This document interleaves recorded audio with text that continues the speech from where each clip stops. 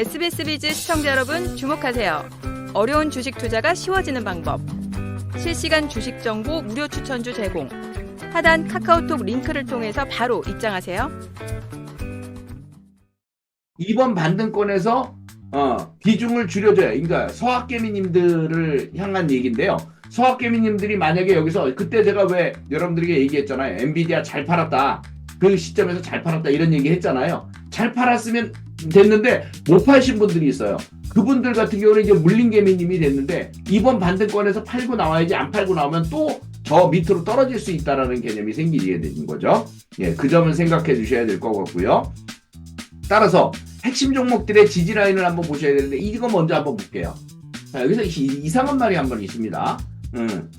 엔비디아 팔아야 되는데 폭락장에 거래 먹통에 서학개미가 분노하고 있다, 뭐 이런 내용들. 그 다음에 엔비디아 CEO가 젠슨왕이죠? 네. 증시 폭락 전에 4,400억 원 주식을 팔아먹었다라는 내용들이 나오고 있어요. 이거는 우리나라 시장에서도 악재지만 미국 시장에서도 악재거든요. 뉴욕 시장에서도. 자, 애플, 엔비디아, 구글, M7에 1,000조 원이 증발을 했다, 뭐 이런 내용들이 나오고 있잖아요. 이번 폭락에. 그럼 여기서 중요한 게 그겁니다.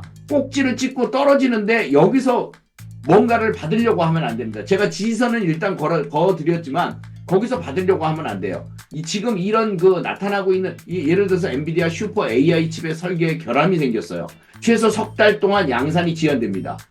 이런 내용들과 함께 지금 나오는 내용이 고점 AI에 대한 붕괴론, 너무 급등을 많이 했더라 하는 내용들을 아까 설명을 드렸죠. 그런 것처럼 이런 것들도 나오고 있어요. 그러니까 순식간에 쓰나미가 몰려오고 있다, 이렇게 봐야 되는 내용들입니다.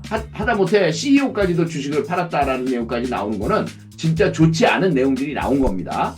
그렇다면 여기서 여러분들이 정신을 똑바로 차려야 되는데, 엔비디아 같은 경우들 보면 제가 90달러가 지지선이라고 공공연히 얘기를 했어요, 사실은. 그 90달러 선 딱 찍었습니다. 90달러 선 딱 찍고 100달러까지 올라왔어요. 근데 여기서 이게 살아나느냐는 거죠. 이게 아니라는 거예요. 제가 임시적으로 CEO가 주식도 매도했으니까 또 80달러 선까지 떨어질 거다 얘기를 하지만, 80달러 선까지 떨어질 수 있겠지만, 이것이 여기서 반등을 줘도 반등폭이, 이전에 한번 반등폭 준 거 보세요. 이때 단 한 번 반등 주고 또 떨어졌어요. 떨어지면서도 양봉은 만들어내지만 결국은 위로는 못 가는 상황들을 만들어내는 거예요. 그럼 엔비디아는 당분간 하락 조정을 받는다라고 보시는 것이 맞아요. 하락 조정. 즉 가격 조정을 이번에 받았거든요. 반등 주다가 또 떨어지면 또 가격 조정을 받든 기간 조정을 받든 받아야 된다는 거죠. 그러니까 80달러가 일단 임시적인 지지선이 될 거예요. 임시적 지지선. 그런데 이것이 연속적으로 갈 거냐, 아니면 가격 추가 하락을 하면서 갈 거냐 하는 건데, 일단은 박스권의 등락거듭, 80달러를 지지선으로 하는 박스권의 등락거듭을 예상을 해보고 있는데, 만약 지수가 험악해지고 안 좋은 뉴스들이 계속해서 나온다면 추가 하락도 예상을 해보셔야 된다는 거죠. 그래서 만약 내가 엔비디아를 갖고 있다면, 이번 반등권 100달러까지 올라왔죠. 110달러 사이까지는 팔았다가 다시 기회를 보는 것도 좋겠다는 거죠. 지난번에 제가 여기서 팔았을 때 여러분들 이거 120달러 깨지면 100달러 기본으로 떨어진다 라고 말씀드렸듯이 그렇게 떨어진 겁니다. 그러면 여기서 더 올라가면 좋겠는데 떨어진다고 얘기를 하니까 어떻게 해야 되겠어요? 정리를 했다가 다시 기회를 보는 게 좋아요. 현금이 좋다는 얘기죠. 그 점을 강조드리겠고요. 다음에 애플입니다. 애플 같은 경우에는 그나마 좀 유망하긴 한데요. 누가 매도했다 그래요? 워렌 버핏이 매도했다 그러죠. 비중을 줄였다는 얘기들이 나왔습니다. 그러자마자 폭락을 했거든요. 그럼 196달러, 즉 200달러 이하가 저점이라는 얘기인데, 그래서 반등을 줬어요. 얘 또한 마찬가지입니다. 여기에 쌓여져 있는 매물들, 이 위상에서 쌓여져 있는 매물들 때문에 쉽게 위로 팡팡 가기는 힘들어요. 그럼 어떻게 돼요? 겨우 갭 메꾸는 정도의 반등을 주다가 다시 떨어질 거예요. 그럼 애플을 보유하고 있는 분들은 여기서 정리를 하는 것이 나는 맞다라고 보여집니다. 당장 내일부터라도 매도를 해서 현금에 해놓고 다시 기회를 보는 것이 좋겠다. 180달러가 다시 지지선이 될지라도 말이죠.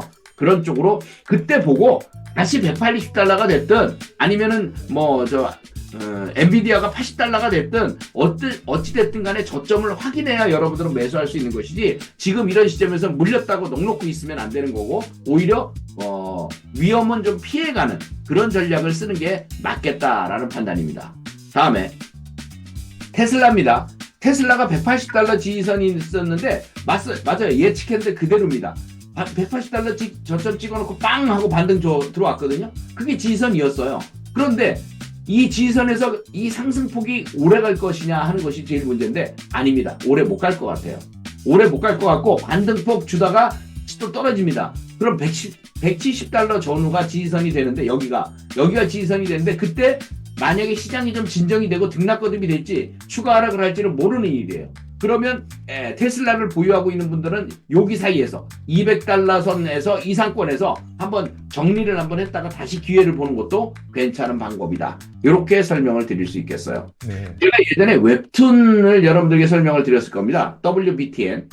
이 종목을 설명을 드렸을 건데 20달러나 20달러 아래는 싸다라는 얘기들을 해드렸죠. 이것도 18달러 이런 정도면 굉장히 싸다라고 보여져요. 그러나 시장이 전체적으로 어려워지면 이것도 조금 어려움을 겪을 수 있거든요. 그런 점들 생각해서 4848 전략으로 싸게 사서 비싼 가격 팔고 다시 또 기회를 보는 이런 전략도 병행을 하시는 것이 좀 필요하다. 이렇게 말씀을 드릴게요. 알겠습니다.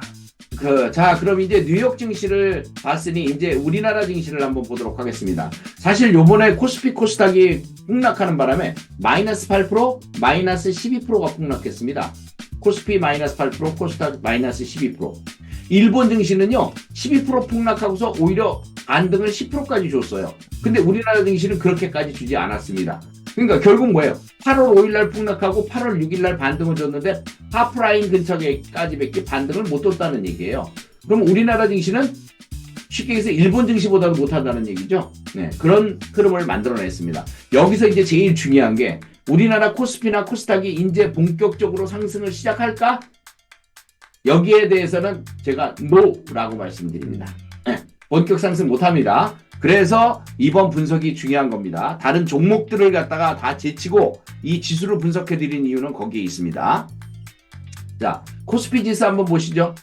자, 2400포인트와 2300포인트의 지지선을 갖다가 만들어야 되는 그런 과정인데요. 여기를 잘 보시면 이해가 되실 겁니다. 자, 여기 보면은 이 추세대가 있습니다. 1번 추세대죠. 여기가 2번 추세대예요.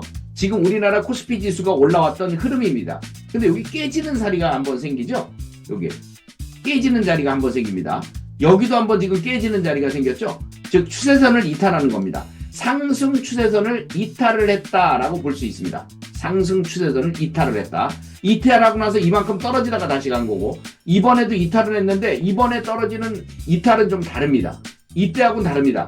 이때는 상승 추세가 쭉 꾸준히 이어질 수 있는 상황들이었기 때문에 오히려 매수 자리였는데 이번엔 매수 자리가 아니라고 보여지는 겁니다.